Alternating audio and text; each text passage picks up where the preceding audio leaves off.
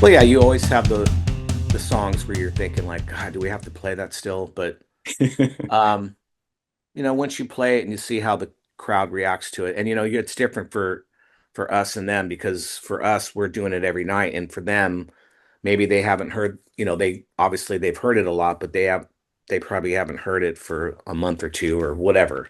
Right, right. So yeah, like Into the Pit, Over the Wall, Practice What You Preach is like, really? But once you play them live, they rock. They're good songs. Yeah. And as far as ones um that I can't wait to play, but maybe we won't ever play it. I really like Witch Hunt musically, guitar wise. I think that's pretty cool. And then I know vocally, it's probably like maybe that one ain't gonna happen. A lot of stuff going on, and I did a lot of backups, and now I'm like, oh shit, can I sing and play that? We've learned to fight and not take it personal. So, um, yeah, it's just it's like a family. Yeah. We get annoyed with each other, but I think we've learned how to. I would think we try to push each other's buttons when we were younger. It still happens, but not as much.